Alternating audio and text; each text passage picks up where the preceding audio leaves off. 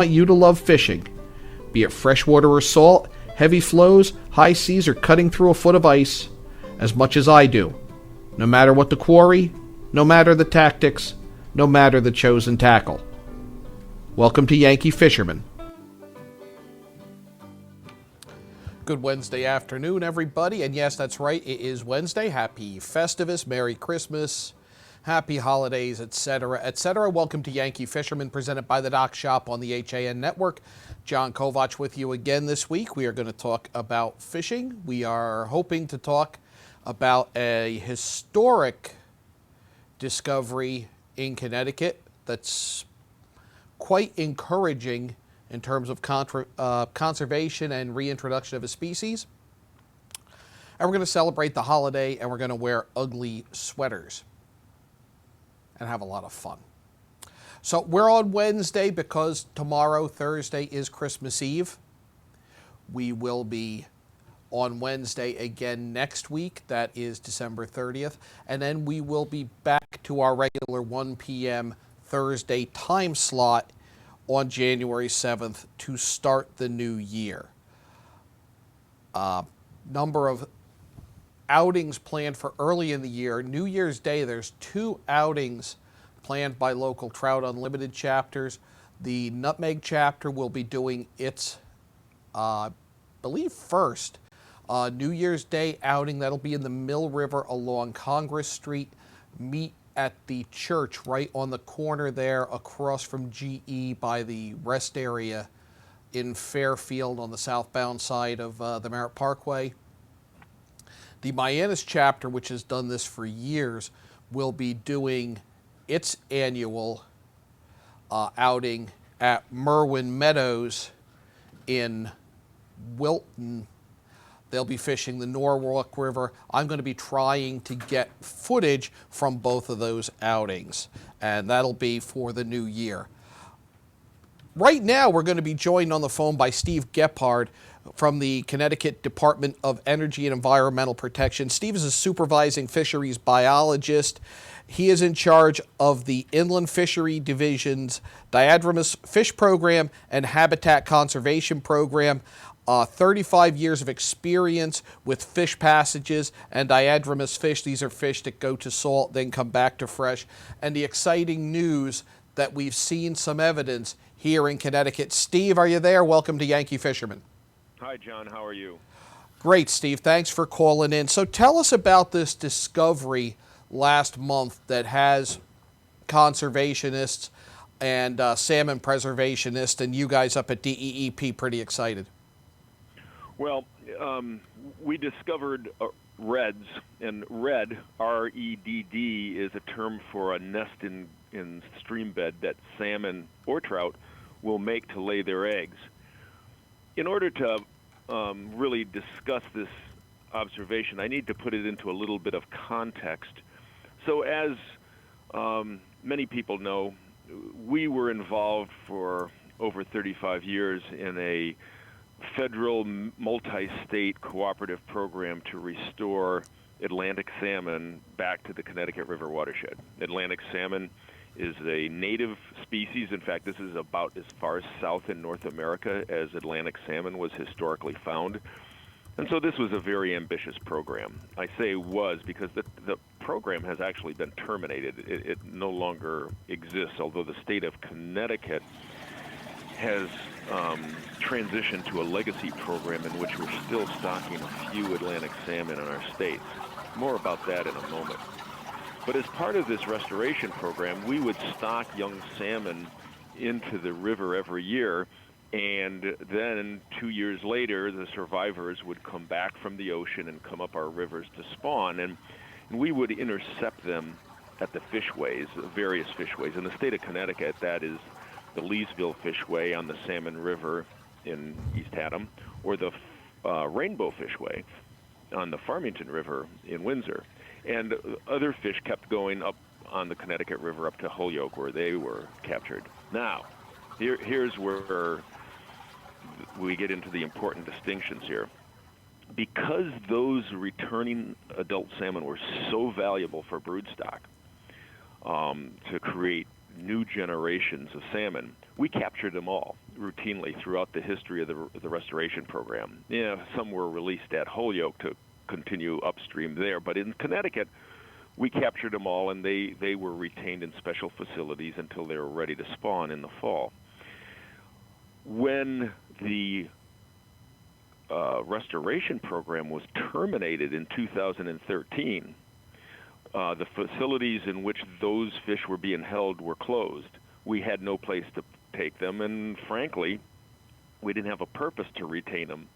So, starting in 2014, all of the salmon that came back were released. We intercepted them in the fishways, we measured them, we tagged them, we inspected them, but then we just let them open up the gate of the fishway and let them continue their migration upstream. So we did the first red survey, as we call it, going out in the river, actually walking every stretch of the river that had suitable spawning habitat. We started that in 2014 and did not find any reds. We repeated it again this year, and we found reds. And we found 3 of them, and one we poked into, and we found salmon eggs in it. So now, to put it all in context, it gets a little tricky because this is exciting. Anytime you have a wild salmon that completed its life cycle in the wild, it's cool. It's a big deal, and just to distinguish this from what else is going on. We do have domestic brood stock that we take out of a hatchery and we put into the streams for people to fish for, and some of those have been known to spawn, but they didn't migrate anywhere. They came out of the hatchery and they still had some eggs left and they spawned. These fish that I'm talking about were put into these rivers, the salmon in the Farmington River, as very, very small fry. They lived pretty much their entire juvenile life stage for 2 years in the wild habitat. Then they traveled down the river, and when they left Old Saybrook, they embarked on a 3,000-mile migration to Greenland.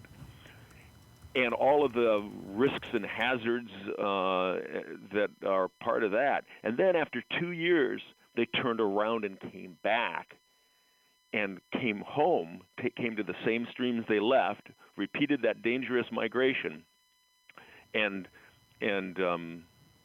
completed their life cycle. They spawned. And so it's pretty cool. Now, a lot of people have listened to this news and said, wow, that means, we're making progress on salmon restoration, salmon still have a chance, we're getting closer to restoration. No, that's not true. The restoration program has been terminated. The numbers of salmon are not going to increase. They're probably going to decrease because we've decreased the stocking rate. Right. This doesn't represent a change in policy or a change of opportunity to restore salmon or anything like that. It's really more of a nature note that we biologists are out in the field. We're able to witness some pretty cool things. This is sort of a very notable and interesting observation that we wanted to share with the public. But we don't want to mislead anybody into thinking that things are turning around and we're getting closer to restoring viable runs of native salmon. Right, so we shouldn't think there's going to be a salmon run in the Connecticut River in the next 5, 10, 15 years at this point. No, absolutely. I mean, we came to those questions when we were deep in the heart of the restoration program, and we were getting hundreds of salmon back a year. One year we got over 500 salmon back, and people were already saying, it'll be a matter of just a few years before we're fishing for salmon. But restoration proved very difficult with the downturn in things in the Atlantic Ocean, which is very complicated. We could spend all day talking about that. The demise of funding, especially federal funding for it, and the numbers of salmon went down through the last years of the restoration. And, we were toward the end, we were getting less than 100 back every year. And so the decisions were made that we don't have the resources and we don't have the ecological conditions right now that are suitable for Atlantic salmon restoration. So we made the regrettable decision, necessary but regrettable decision, to terminate the salmon program. But because we're still stocking a few in the Salmon River and the Farmington River in Connecticut, and in the state of Connecticut only, we're still going to have some fish moving back and forth. Certainly we're going to have a lot of juvenile fish moving back and forth, and we're still going to see the occasional adult salmon, which I think is great. It preserves this historical, cultural, and ecological legacy that the state of Connecticut has. And so while it's not going to be a resource for angling in terms of biodiversity and natural resources, it's pretty cool. I mean, it's sort of like having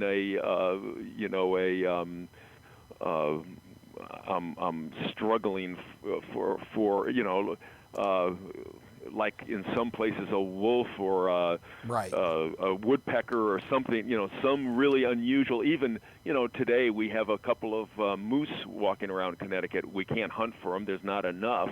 But it's still a legacy of our history, and I think it's noteworthy for that reason. Is it an indicator of improved water quality in the Long Island Sound and the rivers that feed it? Well, I mean, the fact that we've been having salmon coming and going through our waters for the last 30 years is that indication. The fact that we found a salmon red in the Farmington River watershed doesn't by itself reflect improving water conditions. Those water conditions have been improving. I mean, the Farmington River, the Connecticut River, the Salmon River, these are all Class B, very, by modern standards, very clean and viable waterways. The Long Island Sound, certainly has its challenges that our department and others are working to address, but, certainly eastern Long Island Sound does not have water quality issues that would preclude salmon or other fish from swimming through it. Yankee Fisherman, presented by the Dock Shop on the HAN Network. John Kovach with you this Wednesday. We're on the phone with Steve Gephardt of the Connecticut Department of Energy and Environmental Protection. We are discussing the discovery of salmon reds, or areas where they bed down and nest, in Connecticut. Steve, how long has it been since we've seen these? Well, to actually have documented salmon spawning in the state of Connecticut, we could argue that it might go back to mid 1700s. Now, in the history of the restoration program, a handful of salmon escaped from our captivity. In the case of the Salmon River, they used to leap over the Leesville Dam.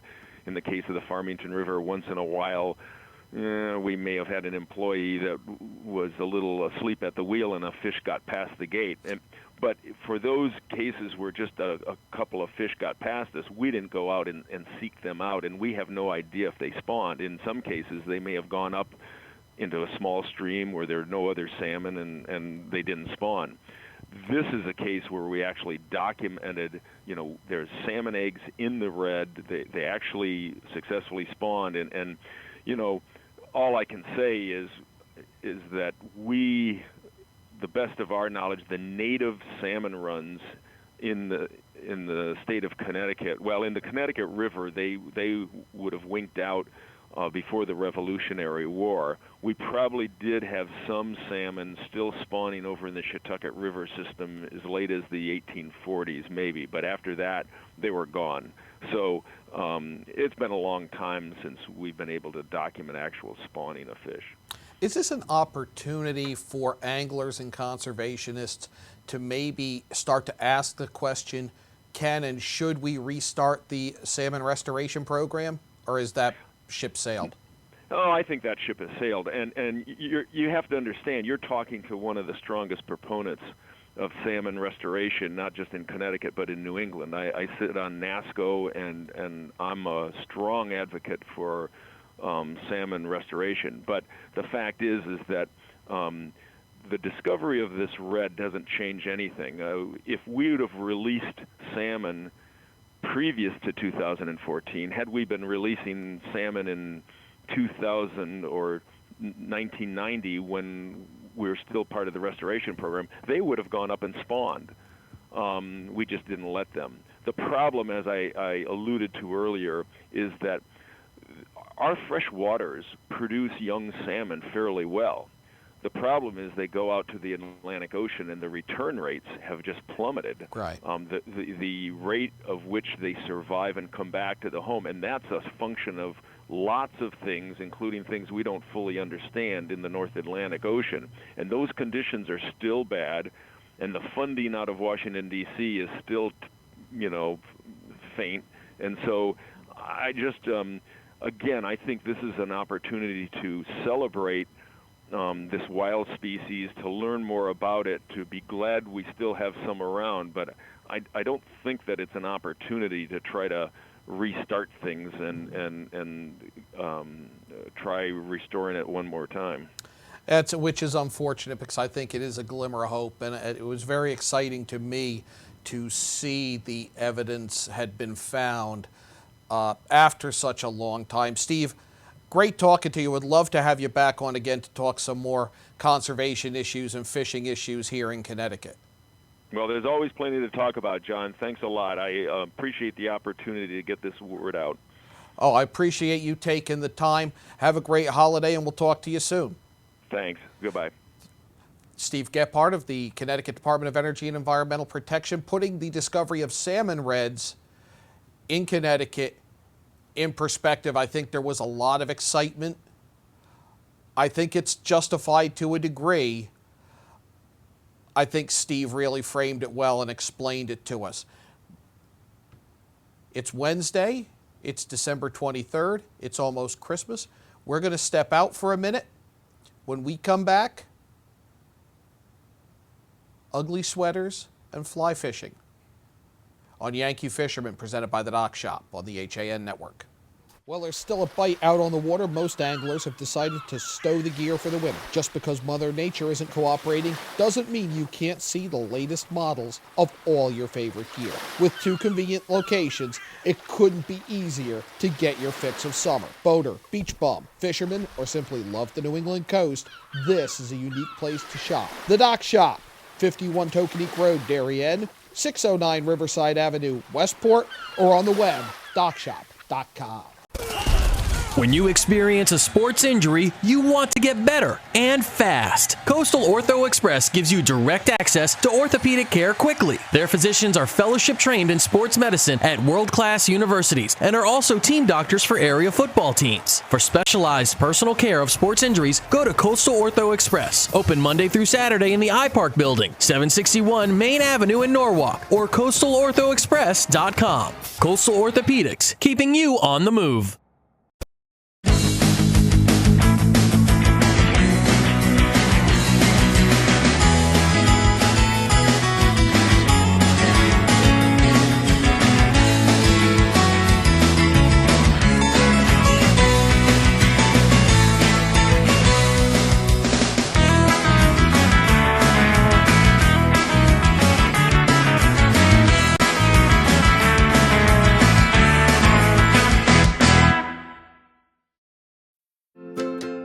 It's time to come back to hometown banking, where people are taken into account, not just balances, where community comes first, a place where there's more than one kind of interest, where automation will never replace consideration, where they not only know your name, they know your dog's name too.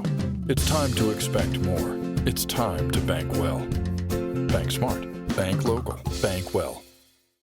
Here at the Darien Sports Shop, we are very excited about our newly redesigned men's department. Gentlemen, if you're shopping for work, weekend, or wedding, we've got the latest styles and trends inside our spacious new department just for you. We have vast selections from Peter Millar, Vineyard Vines, Johnny O, Duckhead, Barber, and so much more. And you can even walk out of the store in the new Wolverine 1,000-mile men's boot. Conveniently located with free and easy parking at 1127 Post Road, Darien, Connecticut, or shop us online at dariensport.com. Hi, I'm Rob Adams with my good friend Donald Eng, and we're the home team for Nutmeg Sports, Monday through Wednesday at 2 o'clock right here on the HAN Network. We are the place for all things Connecticut sports, so come hang out with us on Nutmeg Sports. Don? They don't call him the best color man in the game for nothing. Nutmeg Sports, 2 o'clock, Monday through Wednesday right here on the HAN Network. And welcome back to Yankee Fisherman, presented by the Dock Shop on the HAN Network. It's Wednesday, December 23rd, Christmas Eve. Happy Festivus if you're celebrating that. We did some celebrating, and we're going to get to that in a minute. Just a couple of programming notes here. Since it is a Wednesday, that means at 2 o'clock, you will have your regular episode of Nutmeg Sports. Rob Adams and crew talks with Al Carbone, Commissioner of the Southern Connecticut Conference. Does a great job with that. I'm looking forward to watching that. No programming Thursday or Friday of this week or next, with Christmas Eve and New Year's Eve, and Christmas Day and New Year's Day. Yankee Fisherman will be 1 o'clock on Wednesday again next week. We will talk about how to spend that Christmas money on bamboo rods. And Ted Patlin, very creative person, in addition to a very creative fly tyer, is going to tie something that's a little bit of something and a little bit of nothing and a little bit of everything. That's next Wednesday at 1 o'clock, live on the HAN Network. So Saturday, for the first time, I got the opportunity to go up to the Farmington, get together with a group of people. Many of them have been on the show. We met at Upcountry Sport Fishing. We've done them on the show. Actually ran into my friends from Northeast Spay, who I'm starting to run into all the time up at Upcountry. They're going to be on the show sometime soon. And it was the annual Ugly Sweater fishing outing. And yes, that's Yankee Fisherman as Santa Claus with his lovely wife as Mrs. Claus in the back row left. Still love Ron Murley's Viking hat. That's just beyond awesome. But it was a really fun time, everybody getting together, really just kind of gathering. We met at Upcountry,